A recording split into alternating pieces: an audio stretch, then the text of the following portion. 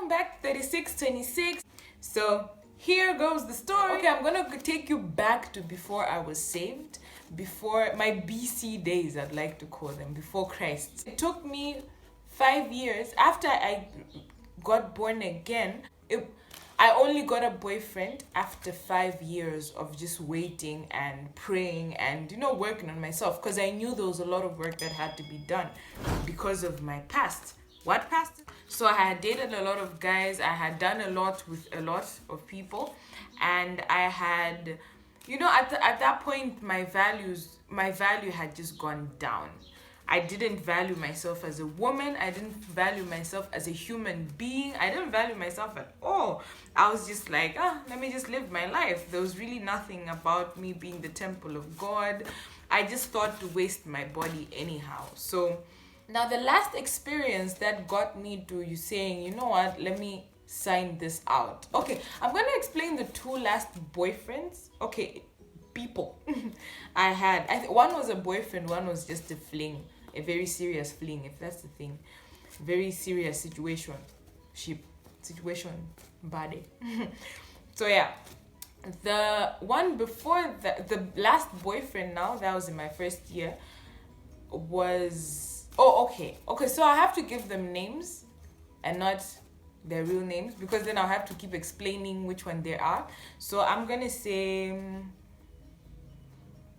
Book was my last boyfriend, and Chair was the last situationship.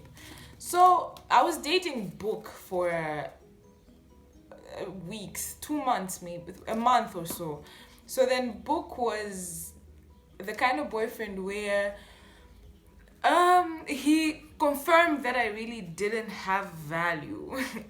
If I may put it like, I don't know how to explain it, but then it would be that kind of thing where when we're in public, I'd be like the trophy. He's there showing me off, like, yeah, my girlfriend is hot, look at her, this and that.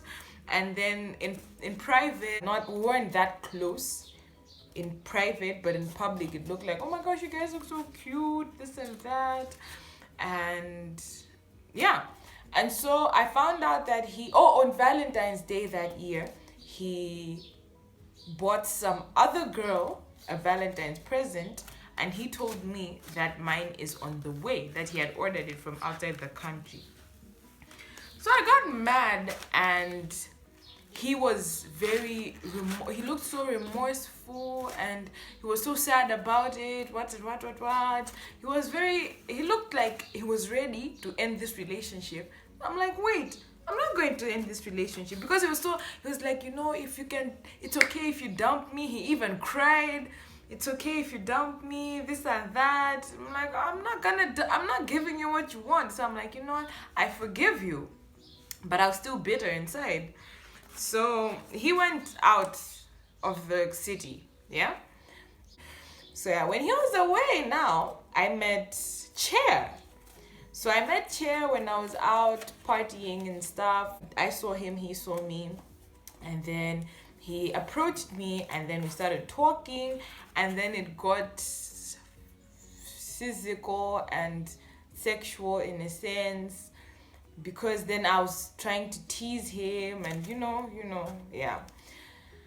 And then I think my gut just said, you're still dating Book.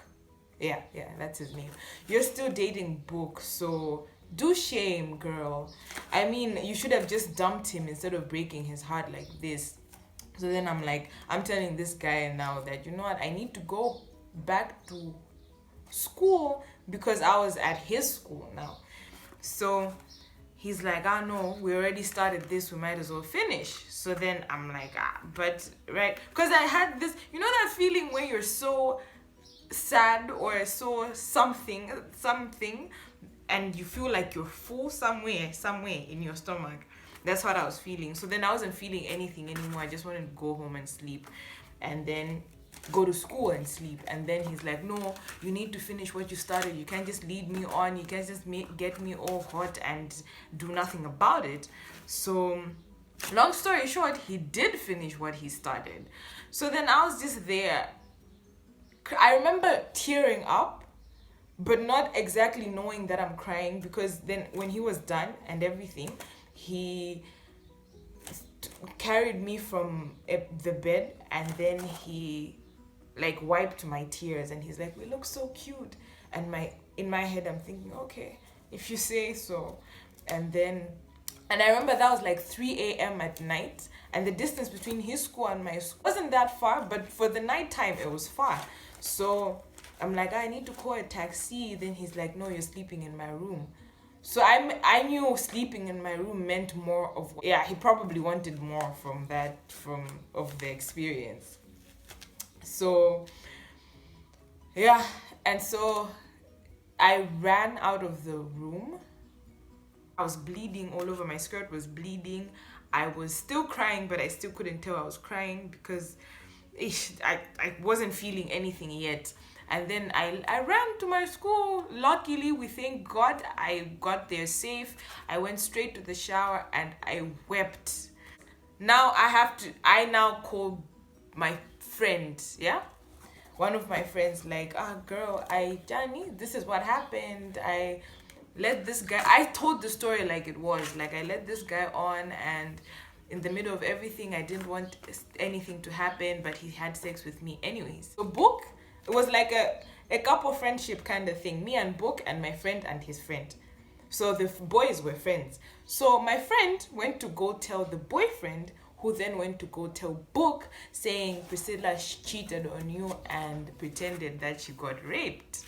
So now when I was telling Book, I was telling him, I was going to tell him without the other detail, because I was just like, this is me paying back. So now you can dump me, at least you are hurt. But then he had already heard the rape story, and then I called him. He's like, don't even tell me anything about it, blah, blah, blah, blah, blah. And then, yeah, that ended. And then a situationship now begun with Chair. And now Chair tried to like, oh, let's meet up the next day. Oh, I think some days later or something. Let's meet up. So I'm like, I don't think I can meet you after what happened. He's like, it's not like I raped you or anything. So then I'm like, oh wait, yeah, I guess he didn't. I mean, I'm the one who started it. So that relationship was, I think that's what really made me pause on everything, because he would, like, I would gain this much weight. And honestly, I like gaining weight because it gives me a little bit more light.